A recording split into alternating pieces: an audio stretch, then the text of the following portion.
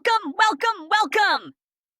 It's sadly the last Telesnot of the season, but what a grand finale we've got for you. This isn't just any final, folks. This is the most thrilling, heart-stopping championship match the Snot League has ever seen. And I, Henry Snotson, will guide you through every unforgettable moment. Want to see the full game?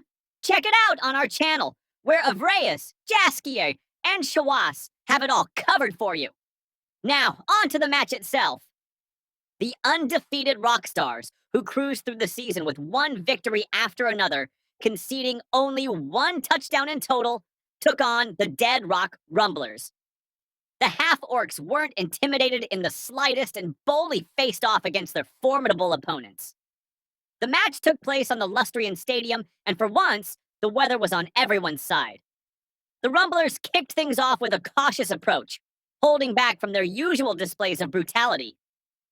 Maybe they didn't want to add cultural heritage activists to the growing crowd of eco-warriors and animal rights protesters already after them. But this hesitation left an opening, and Janis Joplin didn't hesitate, leaping straight into the cage to strip the ball in a daring move. The half-orcs quickly reclaimed the ball, but the emotional damage was done, as the Slans made it clear, you can have your cages, but we can jump in and grab that ball whenever we like. Despite the scare, the Rumblers pushed back and managed to break through the Saurian lines. Mick Jagger, the massive Saurus, lunged at the half-orc ball carrier with a truly ancient fury, only to spectacularly faceplant on the field, handing the half-orcs a chance to score the first all-important touchdown. But the first half wasn't over yet. The Slans mounted a flanking assault to try to even the score, but the Rumblers' defense held strong, intercepting Janis Joplin mid-air as he attempted to leap over their line. So the Rumblers become only the second team to score on the Rockstars, and the first to ever lead against them. Heading into halftime, the Slans looked unusually pensive, as they took a moment to assess their mistakes. But as the second half began, the team returned with steely determination. And as if things couldn't get stranger, a horde of moles had torn up the pitch during the break, leaving massive mounds all over the field. Rumblers, we're looking at you? Seems the animal rights protesters might be onto something here.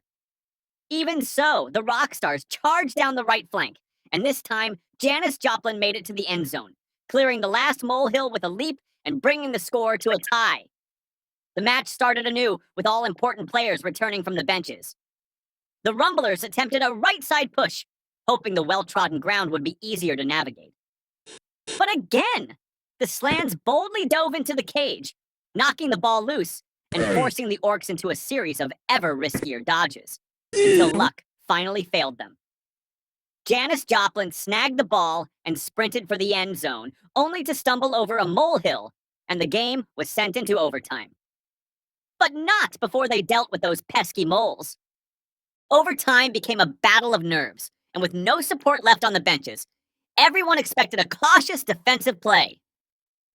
But Rockstars weren't having it. They launched a lightning-fast assault right from the kickoff, surprising the half-orcs with their speed and precision.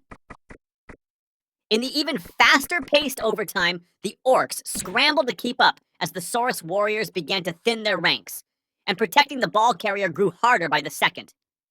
Both teams took bigger risks, and eventually, Nuffle himself seemed to grow impatient with all the dodging. As the Rumbler's ball carrier slipped and hit the turf, we can hear Godly voice saying, "Enough of these dodges." A Slan lineman seized the ball and sprinted toward the end zone, gathering support as he went. The orcs scrambled to intercept, but Nuffle struck once more, declaring, "Enough of these one-dice blocks." The Rumbler's strongman took a fall, and the Slans set up camp right at the goal line. In a last, desperate move, the Rumblers' blitzer attempted one final blitz to prevent the Slans from scoring, but Nuffle's voice boomed a third time. "Enough of these sprints." And with that, the match was decided. Post-match conclusions? The MVP was, without a doubt, Janis Joplin, who gave it his all this match and racked up a season total of 8 touchdowns. An incredible achievement that definitely deserves a spot in the Snot League Hall of Fame. The biggest letdown? The Rumbler's Ogre, who spent most of the match being babysitted by the Line Frogs without causing them a lick of harm. So, Rockstars clinch victory in this thrilling 2-1 showdown, claiming their first ever Snot League title in their debut season. They're off to enjoy a well-deserved rest in Lustria, not that they had to go far. Meanwhile, the Half-Orcs, pleased with their second-place finish but still a bit bitter, head home to prepare lawsuits against those protest groups they feel unfairly influenced the match. And that's all for this season. Remember, registration is still open for the next season of the Snot League, and spots are going fast, so jump in before it's too late. Until next season, this is Henry Snotson signing off. Bye!